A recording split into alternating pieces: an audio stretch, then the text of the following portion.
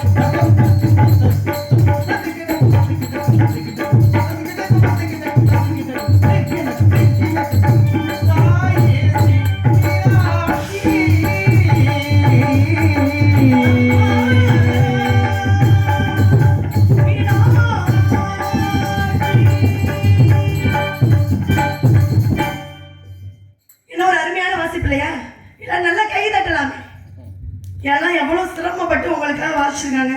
எல்லாம் நல்லா கை தட்டுங்க. எல்லாமே யோசனை தான். நம்ம நாட்டில் மட்டும்தான் நல்லதை செய்யறதுக்கு ரொம்ப யோசிக்கிறோம், கெடுதலை செய்யறதுக்கு இம்மி அளவு கூட யோசிப்பது கிடையாது. எங்களுக்காக கைதட்ட வேண்டாம். கைதட்டுவதற்காக நிறைய நன்மைகள் இருக்கு. கைதட்டுவதன் மூலமாக மனம் என்பது மகிழ்ச்சி பெறுகிறதா, மனம் என்பது அமைதி பெறுகிறதா, மூளைக்கு ஓடக்கூடிய நரம்பு மண்டலங்கள் எல்லாமே சீராக ஓடக்கூடிய தன்மை பெறுகிறதா. அது மட்டும் கிடையாது. காய்ச்சல், சளி, தலைவலி அப்படின்னா எல்லாருமே மருத்துவமனைக்கு போறோம் இல்லையா? உதாரணத்துக்கு காய்ச்சல்னு போறோம்னு வச்சுங்க, முதல்ல மருத்துவர் என்ன பண்ணுவாங்க, தெர்மாமீட்டர் வச்சு பரிசோதனை பண்ணி பார்ப்பாங்க. அதிகப்படியான காய்ச்சல் இருந்தது அப்படின்னா உடனடியாக என்ன பரிசோதனை எடுத்துட்டு வர சொல்லுவாங்க, ரத்த பரிசோதனை எடுத்துட்டு வர சொல்லுவாங்க. நம்ம என்ன நோயின்னு மருத்துவமனைக்கு போனாலும் கூட முதல்ல என்ன டெஸ்ட் எடுத்துட்டு வர சொல்லுவாங்க, பிளட் டெஸ்ட் தான் முதல்ல எடுத்துட்டு வர சொல்லுவாங்க. அதற்கான காரணம் என்ன தெரியுங்களா? ஏன் இவ்வளவு பின்னாடி தள்ளி உட்கார்ந்துருக்கீங்க? என்ன காரணம்? எல்லாரும் முன்னாடி வந்து உட்காரல. எப்படின்னா உங்களுடைய முகத்தை பார்த்து அப்படின்னா நிச்சயம் இங்கிட்ட இருந்து பார்ப்பதற்கு வாய்ப்பே இல்லை. உங்களுடைய முகத்தை பார்த்தா நீங்க எவ்வளவு ஆர்வமா இருக்கீங்க அப்படின்றதை கணித்து என்னால தொழில் செய்ய முடியும். அதற்காக தான் உட்கார்ந்துருக்கவங்கள கொஞ்சம் முன்னாடி வந்து உட்காருங்க. உட்காருங்க, வாங்க முன்னாடி வந்து உட்காருங்க. ஏன்னா நல்ல விஷயத்துக்கு முன்னோக்கி வரலாம், கெட்ட விஷயத்துக்கு தான் பின்னோக்கி ஓடணும். இதெல்லாம் நல்ல விஷயம், முன்னோக்கி வந்து பார்க்கலாம். அப்ப கை தட்டுவதன் மூலமாக ரத்தத்தில் இருக்கக்கூடிய கிருமிகள் அனைத்துமே கலந்து கரைந்து சிறுநீர் வழியாக வெளியேறுமா. அது மட்டும் கிடையாது. தம்பி இங்க பாரு, இங்க பாரு.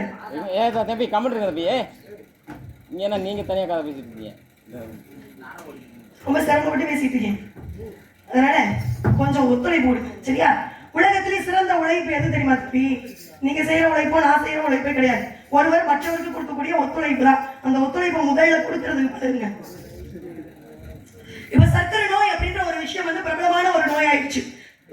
பிறந்த குழந்தைகள் இருந்து பெரியவர்களுக்கு வரைக்குமே இயல்பாக இருக்கக்கூடிய ஒரு நோய் என்ன அப்படின்னு கேட்டீங்கன்னா சர்க்கரை நோய் தான். சுகர் அப்படின்னு சொல்லக்கூடிய நோய். இந்த சுகர் தான் என்னன்னு தெரியுங்களா?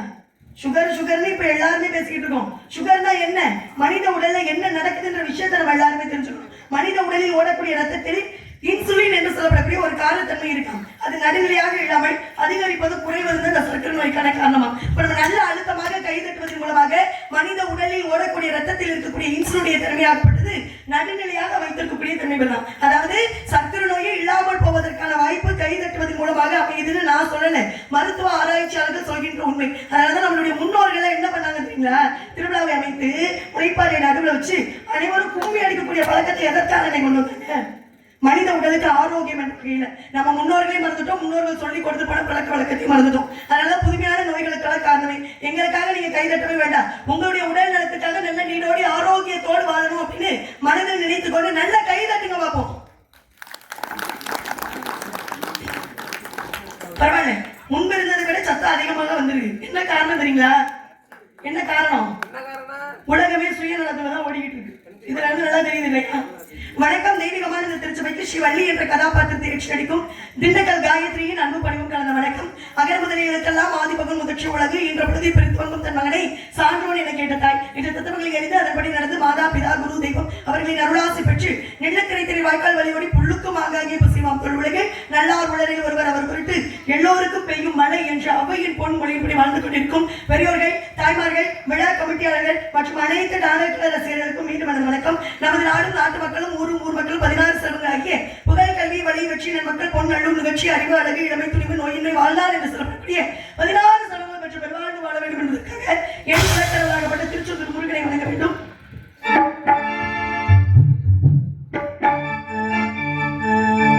செந்தூர் முருகன் கோவிலிலே ஒரு செய்தியை நான்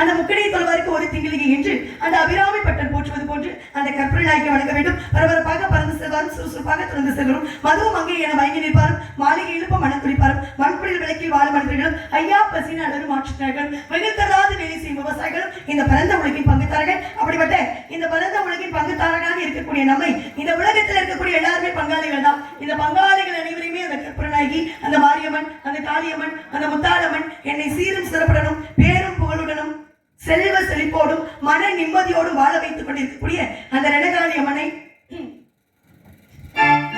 வரவழைத்து உலகெல்லாம் வாழ வைக்க வந்தவளே,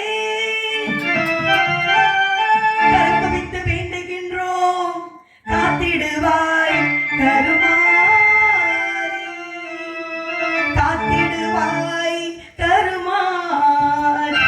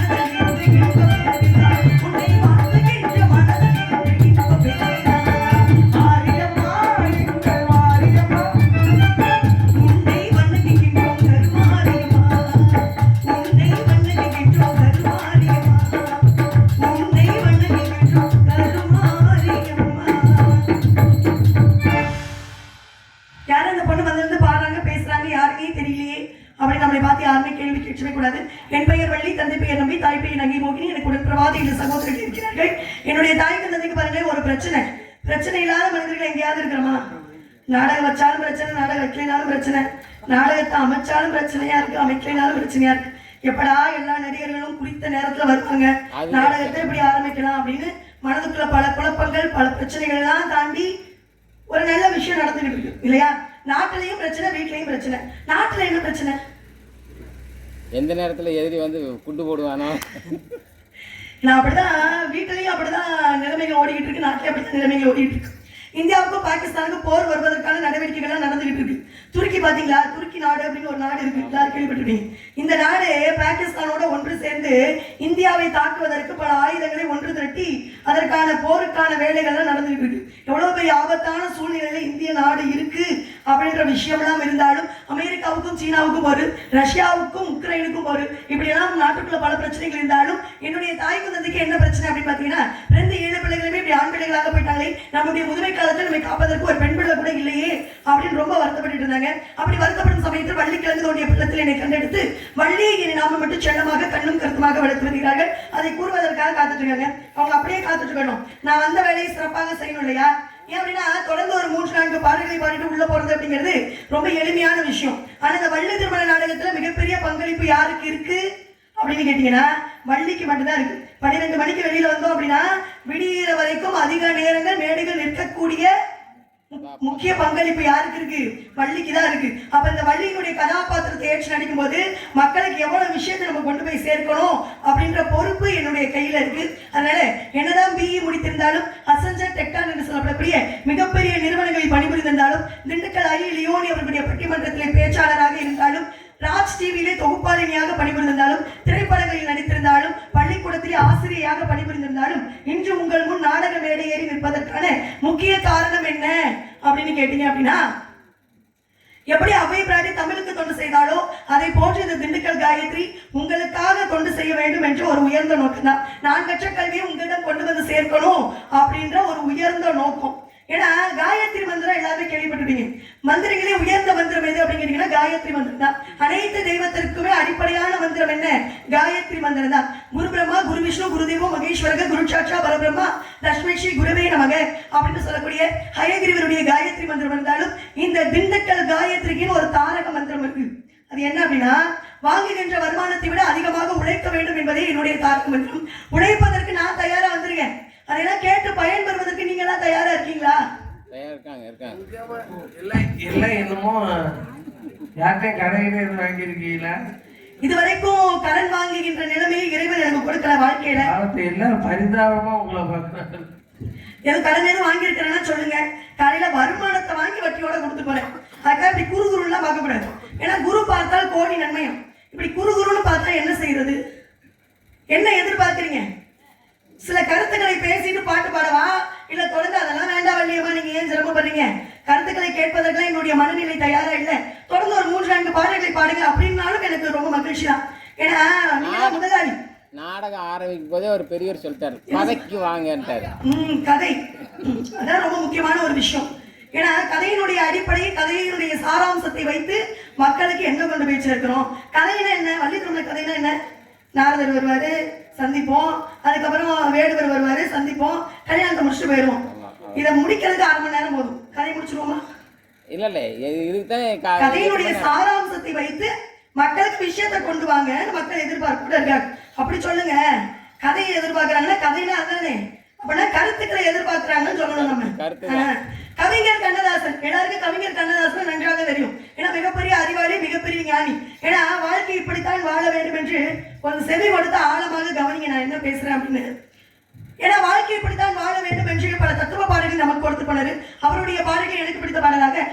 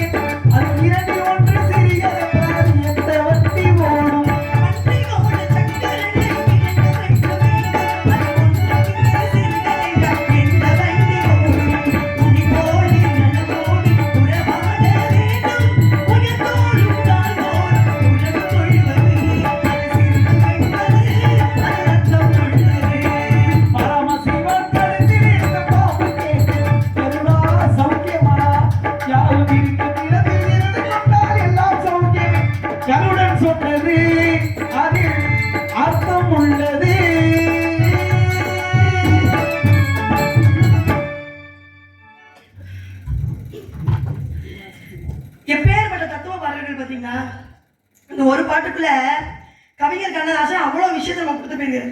யாருமே இருக்கிற இடத்துல இருந்துக்கிட்டோம் அப்படின்னா வாழ்க்கையில நிம்மதி மட்டும்தான். இதுல கவிஞர் கண்ணதாசன் என்ன சொல்றாரு? நிலைமைக்கு மீறி நினைப்பு வந்தா நிம்மதி இருக்காது. நல்லா கவனிக்கணும். நிலைமைக்கு மேல நினைப்பு வந்தா நிம்மதி இருக்காது. அளவுக்கு மீறி ஆசை வந்தா அஸ்திவாரம் கூட நினைக்காது. எப்பேற்பட்ட வரிகள் பார்த்தீங்களா? கவிஞர் கண்ணதாசன் எவ்வளவு பெரிய ஞானி. என்னை ஒரு மாதிரி வியோப்போட பார்ப்பதற்கு என்ன காரணமா இருக்கும்? மிருதங்க வித்வானே. இல்ல அதெல்லாம் ஒண்ணும் இல்லம்மா, அவங்க அப்படிதான் பாக்குறது, அப்படிதான். நீ வா. இல்ல அப்படி இல்ல, அந்த விஷயம் இருக்கு. என்ன நான் கண்டுபிடிச்சுக்கிட்டேன். ஏன்னா சைக்காலஜி படிச்சிருக்கோம்ல, முகத்தை பார்த்தாலே கண்டுபிடிச்சிருக்கேன். என்ன காரணம் தெரியுங்களா? என்னடா வள்ளியம்மா கை காலெல்லாம் வந்து சின்னதா இருக்கே, வயிறு மட்டும் பெருசா இருக்கேன்னு பாத்தீங்களா? ஒண்ணும் பிரச்சனை கிடையாது. ஏன்னா கர்ப்பமாக இருக்க சூழ்நிலைகளும் வந்து மேடை ஏறி உங்களுக்காக உழைக்கிறேன் அப்படின்னா என்ன காரணம் தெரியுங்களா? இதுல ஆச்சரியப்படுவதற்கோ அதிசயப்படுவதற்கோ ஒன்றுமே கிடையாது. பெண்களாக பிறந்துட்டோம் அப்படின்னா எல்லாருடைய வாழ்க்கையிலுமே இந்த நிலையை கடந்துதான் வரணும் இல்லையா? இது இயற்கையான ஒரு விஷயம். இயற்கை அதனுடைய வேலையை பார்த்துக்கும், நம்மளுடைய வேலையை நம்ம சிறப்பா செய்யணும். அதுதான் ரொம்ப முக்கியமான விஷயம். இதெல்லாம் ஒரு எடுத்துக்காட்டு தானே பெண்களுக்கு. சில பெண்கள்லாம் வீட்டுல இந்த மாதிரி நிலையில படுத்து தூங்குறது மட்டுமே இல்லையா வச்சிருக்கேன். ஏன் அப்படின்னா நான் மாசமா இருக்கேன் அப்படின்லாம் சொல்றாங்க. வேலையெல்லாம் பார்க்க மாட்டேன், நான் மாசமா இருக்கேன் அப்படின்னு. இதை ஒரு பெரிய பொருட்டாக நினைக்கிறாங்க. இது ஒரு பெரிய விஷயமே ஒன்றுமே கிடையாது. இயற்கையான ஒரு விஷயம். இயற்கை அதனுடைய வேலையை அது பார்த்துக்கிட்டே இருக்கும், நம்மளுடைய வேலை என்னவோ அதை நம்ம பார்த்துக்கிட்டே இருக்கணும் அப்படின்னு பெண்களுக்கு ஒரு முக்கிய உதாரணம் தான். பாருங்க, கவிஞர் கண்ணதாசனோட ஒரு 4 நண்பர்கள் இருந்தாங்க. என்ன தெரியுங்களா சொன்னாங்களா?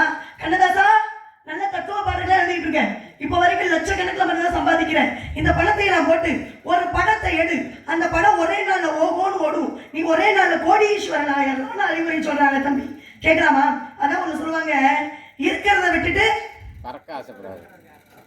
பரவாயில்லையே, எங்கிட்டலாம் நிறைய ஞானிகள் உட்கார்ந்துருக்கீங்க போல. பரவாயில்ல, எனக்கு இந்த மாதிரி பதில் வந்தாதான் இன்னும் நிறைய பேசணும் அப்படின்னு தோணும். இருக்கிறத விட்டுட்டு பறக்கிறதுக்கு ஆசைப்படுறேன். அதனால நம்முடைய முன்னோர்கள் அழகாக சொல்லி வைத்தார்கள், தெரியாத தொழிலை தொட்டவனு கேட்டா, தெரிஞ்ச தொழிலை விட்டவனு கேட்டா என்பதற்கு இணங்க கவிஞர் கண்ணதாசன் இருந்த பொண்ணு, பொருள், வீடு, மனிதனுடைய நகைகள் எல்லாத்தையும் போட்டு ஒரு படத்தை எடுத்தார். அந்த படத்தினுடைய பெயர் கவலை இல்லாத மனிதன் படம் எடுத்தார். மனுஷன் அதோட கவலையா போயிட்டார். அவ்வளோ பெரிய கோடீஸ்வரர், ஆனா இறக்கும் போது கடனாளியாக இறந்தார் என்பது உண்மையான விஷயம். கவிஞர் கண்ணதாசனுடைய குடும்பத்துல ரொம்ப வறுமை வந்துருச்சு. என்ன காரணம்? கடன் வாங்க ஆரம்பிச்சிட்டோம் அப்படின்னாவே வறுமை கூட சேர்ந்தே வந்துடும்.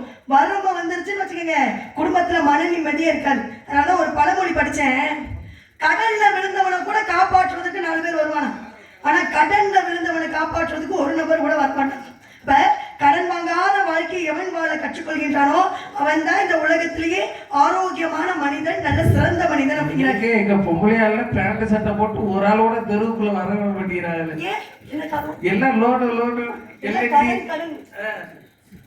பாருங்க, அப்படியெல்லாம் வேண்டாம். ஏன்னா அளவுக்கு மீறி ஆசைகள் வரவே கூடாது. நம்மளுடைய குடும்ப வருமானம் என்னவோ அதற்கேற்ற மாதிரி செலவுகளை வைத்துக் கொள்வதுதான் நல்ல புத்திசாலித்தனம். அதனால அதை மனதில் வைத்துக் கொள்ள வேண்டும் எப்போதுமே. அப்ப கவிஞர் கண்ணதாசனுடைய குடும்பத்துல ரொம்ப வறுமை. மனைவி என்ன சொல்லி அனுப்புறாங்க, எங்க குடும்பத்துல ரொம்ப வறுமையா இருக்கு, உண்பதற்கு கூட உணவு இல்லாத நிலைக்கு வந்துட்டோம், உங்க கூட பிறந்த அன்னைக்கிட்ட போய் ஏதாவது காசு பணம் இருந்தா உதவிக்கு வாங்கிட்டு வாங்கன்னு அனுப்புறாங்க. கவிஞர் கண்ணதாசனுக்கும் நம்பிக்கை, கூட பிறந்த அண்ணன் தானே உதவி செய்யாம போயிடுவாரா அப்படின்னு நம்பிக்கையோடு செல்கிறார். ஆனா கவிஞர் கண்ணதாசனுக்கு கிடைத்ததோ பணம் கிடையாது, ஏமாற்றம் மட்டுமே கிடைத்தது. கவிஞர் கண்ணதாசனுக்கு கோபம் வந்தது. நமக்கெல்லாம் கோபம் வந்தா என்ன தம்பி எடுப்போம்? அருவாள், கத்தி, கடப்பாரி, மஞ்சட்டி, குரடு. மிருதங்கத்தால நான் ஏற்றுக்கொள்றேன். இந்த கத்தி அருவாளும் சரிதான், இந்த மஞ்சட்டி குரடெல்லாம் எதுக்கு? கோவம் வர்ற இடத்துல இன்னும் பொருள்லாம் இருக்குது, கோவம் வர்ற இடத்துல எது கிடக்குதோ எடுக்க வேண்டியது. தவறு வேண்டாம் இல்ல வெங்கடேசனே. ஏன்னா பொறுமையின் சிகரம் நீங்க. என் வாழ்க்கையில இப்படியெல்லாம் கூட பொறுமையான மனிதர்கள் இருக்காங்களா அப்படின்னு உங்களை பார்த்து நான் வியந்து பாக்குறேன். உங்ககிட்ட இருந்து தான் நான் பொறுமையோடு எப்படி வாழ்வது அப்படிங்கிறத கற்றுக்கொண்டு வரேன். நீங்களே இப்படி பேசலாமா? கத்தியை தீட்டாதே, புத்தியை தீட்டு. யார் சொன்னது? அரசியலமைப்பின் சிற்பி டாக்டர் அம்பேத்கர் ஐயா சொன்னது இல்லையா? நல்ல ஞானமானவங்களா இருக்கிறீங்க. கத்தியை தீட்டாதே, புத்தியை தீட்டு அப்படின்னு அவர் பேசுறாருல. கத்தியின் முறையை விட யார் பேசினா என்ன, நமக்கு நாடகம் சிறப்பா முடியும். ஆமா, அப்படி இல்ல. பேசுவோம் அவர் பேசணும்னு விரும்புறீங்க நீங்க. சரி பேசுவார், நிறைய பேசுவோம். போட்டுருவோம், விடுங்க, போட்டி தானே. கத்தியின் முனை விட பேனாவின் முனை கூர்மையானது. கத்தியை தீட்டாலே புத்தியை தீட்டு அப்படின்னு இருக்காங்க. அருவாளை வச்சு சண்டை போடுவதை விட அறிவால் சண்டை போடுவதே சிறந்த மனிதன் அப்படின்னு இருக்காங்க. யார் சொன்னது? அரசியலமைப்பின் சிற்பி டாக்டர் அம்பேத்கர் ஐயா சொல்லி வைத்த உண்மை. அதனாலதான் அம்பேத்கர் ஐயாவினுடைய புகைப்படம் எல்லாம் பார்த்துருப்பீங்க. திருவுருவ சிலையெல்லாம் பார்த்திருப்பீங்க. எதற்காக ஒரு கோட்டு சூட்டோட கால் மேல கால் போட்டே உட்கார்ந்துருக்கிறாரு? எந்த தலைவர்களுக்குமே அப்படி சிலை கிடையாது. ஆனா அம்பேத்கர் ஐயாவிற்கு மட்டும் ஏன் கோட்டு சூட்டு போட்டு கால் மேல கால் போட்டு உட்கார்ந்துருக்கிறார்? யாராவது இது வரைக்கும் சிந்திச்சு பார்த்துருக்கீங்களா? இளைஞர்கள்லாம் எங்க இருக்கீங்க? ஏன்னா அப்துல் கலாம் ஐயா சொன்னாரு, எதிர்காலமே இளைஞர்களுடைய கையில அப்படின்னு இருக்காரு. இளைஞர்களுடைய நிலைமையெல்லாம் பாத்தீங்களா? எவ்வளவு வேதனைக்குரிய ஒரு விஷயம், பரிதாபமான நிலையில இருக்காரு. சரி, அம்பேத்கர் ஐயா எதற்காக கோட்டு சூட்டோட இருக்காரு அப்படின்னா அதற்கு காரணம் இருக்கு. எது நமக்கு மறுக்கப்பட்டதோ அதை தன்னுடைய கல்வியினுடைய அறிவால் பெற்றவர் அம்பேத்கர் ஐயா. ஆடையினுடைய உரிமை மறுக்கப்பட்டது. ஆடை போடக்கூடாது, சட்டை அணியக்கூடாது என்ற சட்டம் பிறப்பிக்கப்பட்டது. எது எனக்கு மறுக்கப்பட்டதோ அதோடுதான் என்னுடைய வாழ்க்கை பயணத்தை நடத்தினேன் என்று தன்னுடைய கல்வி அறிவால் தன்னுடைய வாழ்க்கையை மாற்றி தன்னை சார்ந்த மக்களுடைய நிலையையும் மாற்றி இந்த உலகத்திற்கு புதுமையை படைத்த புரட்சியாளர் யாரு அப்படின்னு கேட்டீங்கன்னா அரசியலமைப்பின் சிற்பி டாக்டர் அம்பேத்கர். அவரை பற்றி பேசணும்னா நிறைய விஷயங்கள் இருக்கு. ஏன்னா நூலகத்துக்குள்ள முதல் ஆளா போறவர் அவர் தான் இருப்பாராம், கடைசியா வர்றதும் அவர் தான் இருப்பாராம். நம்மளால எத்தனை பட்டங்கள் படிக்க முடியும்? இப்ப எல்லாருமே படித்த இளைஞர்கள் தான் ஒவ்வொரு டிகிரி முடிச்சிருக்கோம் இல்லையா? ஆனா அம்பேத்கர் ஐயா படித்த டிகிரி 36 டிகிரி முடிச்சிருக்காரு. அவருடைய பேருக்கு பின்னால அவர் படித்த டிகிரி எழுதுனாவே ஒரு பக்கம், ஒரு 2-3 பக்கங்கள் தேவைப்படும். அந்த அளவிற்கு படித்த ஒரு ஞானி. அவர் படித்த பட்ட படிப்பை இதுவரைக்கும் முறியடிப்பதற்கு, அந்த சாதனையை முறியடிப்பதற்கு எந்த ஒரு மனிதனும் பிறக்கவில்லை அப்படிங்கிறத உண்மையான ஒரு விஷயம். இப்படியெல்லாம் அம்பேத்கரையோடைய பெருமைகள் நிறைய இருக்கு. யாராவது ஆர்வமா கேட்டீங்கன்னா சொல்லலாம். நீங்களே இவ்வளவு மந்தமா உட்கார்ந்துருந்தீங்கன்னா என்ன பேச முடியும்? இது ஐயர் மலையில சொல்லியிருந்தா எல்லாம் கேட்டிருப்பாங்க. அதுங்க கூட்டம் எக்கமா இருக்கு.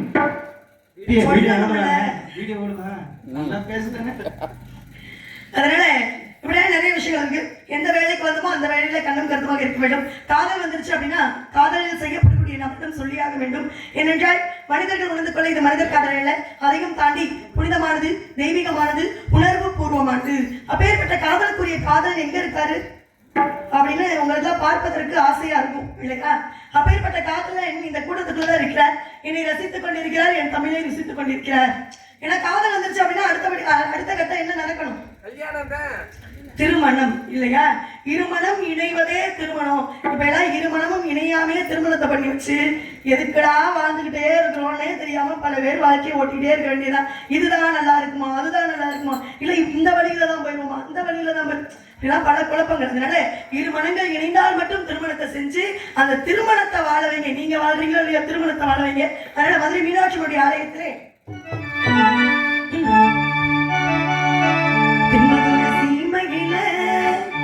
மீனாட்சி கோயிலில கல்யாணம் பண்ணி கொள்ளுவோம்.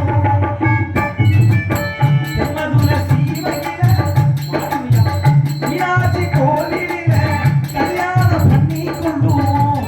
என் கண்ணம்மா சொல்லாம பண்ணி கொள்ளுவோம். நான் என்ன சொல்ல மகையில் சிக்கவில்லை, நான் என்ன சொல்ல மகையில் சிக்கவில்லை.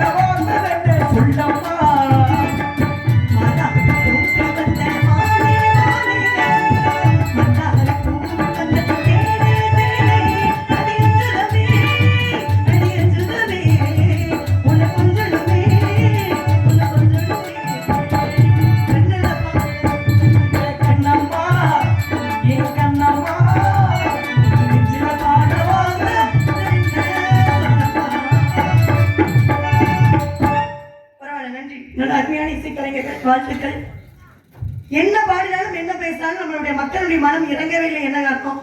யாருமே அன்பளிப்பு கொடுக்கல. என்ன காரணம்? என்ன கட்டுப்பாடா? எல்லாம் ஜிபே பண்றேன்னு இருக்காங்க. ஓ, நீங்க எல்லாம் மோடி ஐயா வந்து டிஜிட்டல் இந்தியாவை மாத்திட்டாரு. அதனால யாருமே கையில காசு வச்சுக்கிறாரு, இல்ல ஜிபே போட்டு வச்சுக்காரு. ஐயா, இதுல ஆடல் பாடுற நிகழ்ச்சி வச்சிருந்தீங்கன்னு வச்சுக்கங்களேன், இப்படி 500 1000 அன்பளிப்பு குமிஞ்சிருக்கும். ரொம்ப வேதனைக்குரிய ஒரு விஷயம். நம்ம ஊர்ல வச்சிருக்காங்களா? அந்த பக்கத்துல நேத்து வச்சிருந்தாங்க. இவ்வளவு கொடுமையா இருக்கு இல்லையா? ஏன்னா அந்த பெண்ணு சொல்றாங்க 3 மணி நேரம் தான் அந்த பெண்ணுக்கு தொழிலா ஆடலும் பாடல. ஆனா அவங்க வாங்கக்கூடிய வருமானம் 10,000 ரூபாய் வாங்குது அந்த பெண்ணு. எந்த அளவுக்கு உழைக்கிறோம், எந்த அளவுக்கு. இங்க பாருங்க, அவ்வளவுதான். சாமி கம்முன்னு இருக்கு சாமிங்களா. அதான் முடிச்சிட்டேன். அதனால ஏன்னா டிஜிட்டல் இந்தியா ஆக்கிட்டார், ஒன்றும் பிரச்சனையே கிடையாது. பாராட்டணும்ன்ற மனம் இருந்தாலே போதும். Google Pay, PhonePe, Paytm, all ஆன்லைன்ல டிரான்சாக்ஷன்ஸ் ஆர் அவைலபிள் ஹியர். நீங்க எப்ப வேணாலும் வந்து உங்களுடைய அன்பளிப்பை கொடுக்கலாம். சரிங்களா? அதெல்லாம் வராது போல இருக்கு. எவ்வளவுதான் உழைச்சாலும் எவ்வளவுதான் பாடுபட்டாலும் இதெல்லாம் ஆடலும் பாடலும். இவங்களை பார்க்கும்போது என்ன தோணுது தெரியுமா? ஆடலும் பாடல் வைப்பதற்கு பணம் இல்லாத பற்றாக்குறையினால ஏதோ நாடகத்தை வச்சு ஏதோ கடமைக்கேன்னு பாக்குற மாதிரி தெரியுது. அப்படித்தானே? ஒரு சின்ன விஷயத்தை மட்டும் சொல்லிக்கிறேன். இந்த நாடக கலையினுடைய முக்கியத்துவத்தை உங்களுக்கு தான் சொல்லணும். ஆடலும் பாடல் நிகழ்ச்சி அவங்களுடைய தொழில் நேரம் வெறும் 3 மணி நேரத்துல இருந்து 4 மணி நேரம் தான். ஆனா அவங்க வாங்கக்கூடிய வருமானமோ லட்சக்கணக்கில் வாங்குறாங்கன்னு. லட்சக்கணக்கில் வாங்குறாங்க பாருங்க, லட்சக்கணக்கில் வாங்கிட்டு இருக்காங்க. அரைகுறை ஆடை அணிந்து கொண்டு நடத்தக்கூடிய ஒரு நிகழ்ச்சி. அந்த நிகழ்ச்சியை பார்த்து நீங்க எல்லாம் வாழ்க்கைக்கு தேவையான விஷயத்த என்ன தெரிஞ்சுக்கிறீங்க அப்படின்னு யாராவது ஒருத்தர் மேடை ஏறி வந்து சொன்னீங்கன்னு வச்சுங்களேன், இப்பவே கையில 5000 ரூபாய் நான் பணம் கொடுக்குறேன். பொய்யலா இல்லை, உண்மையாவே லட்சக்கணக்கில் கொடுத்து பார்த்து தெரிந்து கொள்வதற்கு அந்த நிகழ்ச்சியில என்ன இருக்கு அப்படின்றத மட்டும் யாராவது வந்து சொல்லிட்டாங்க, 5000 ரூபாய் நான் பணம் கொடுக்குறேன். அது கேசட் போட்டு பாடுறது தான் அது. பாருங்க, ஏன்னா இயல் இசை நாடகம். இயல் என்றால் பேச்சு, இசை என்றால் பாட்டு, நாடகம் என்றால் நடிப்பு. முத்தமிழையும் கொடுக்கக்கூடிய ஒரு கலை இந்த உலகத்திலே இருக்கு அப்படின்னா அது நம்முடைய நாடக கலை தான். நம்மளுடைய முன்னோர்கள் நமக்கு கொடுத்துட்டு போன கலை நம்முடைய நாடக கலை தான். இரவு 10 மணிக்கு ஆரம்பிச்சு விடிய காலை 6 மணி வரைக்கும் நடத்தக்கூடிய ஒரு கலை இந்த உலகத்திலே இருக்கு அப்படின்னா அது நம்முடைய நாடக கலை தான். ஆயக்கலைகள் 64 இருக்கு. தம்பி என்னென்ன ராமசாமி, ஆயக்கலை எத்தனை இருக்கு? 24 64 நாடக அமைப்பாளர் பாத்தியா? அவர் நம்மளையெல்லாம் விட நிறைய படிச்சவர். ஆமா, ஆயக்கலைகள் 64 இருக்கு. அக்கறை, இலக்கணம், லிகிதம், கணிதம், வேதம், புராணம், வியாக்கரணம், நீதிநூல், ஜோதிடம், தர்மசாஸ்திரம், யோகம், மந்திரம், சகுனம், சிற்பம், வைத்தியம், உருவசாஸ்திரம், இதிகாசம், காவியம், அலங்காரம், மதுரபாண்டம், நாடகம், நிறுத்தம், சத்தப்பிரம, வீணை, வேணு, மிருதங்கம், தாள, மகத்திர பரீட்சை, கனக பரீட்சை, ரத்த பரீட்சை, அஸ்வ பரீட்சை, ரத்தின பரீட்சை, பூ பரீட்சை, சங்கரம், இலக்கணம், மணிமுத்தம், ஆகர்ஷணம், உச்சாரணம், வித்துவேசம், மதன சாஸ்திரம், ரசவாதம், காந்தவாதம், பைப்ளவாதம், தாதுவாதம், கெழுத்துக்கவாதம், காருடம், நட்டம், முட்டி, ஆகாய பிரவேசம், ஆகாய கமனம், பிரயோக பிரவேசம், அதிர்ஷ்யம், இந்திரஜாலம், மகேந்திரஜாலம், அக்னிசமம், ஜலஸ்தமம், வாயு சமம், கண்ணசந்தம், கட்கசனம், அவத்தை பிரயோகம் என்று சொல்லக்கூடிய ஆயக்கலைகள் 64 இருக்கு. கையவாத தட்டலாம், மூச்சு விடாம பேசுறது நானு. கையவாத தட்டுங்க. ஆயக்கலைகள் 64 இருக்கு.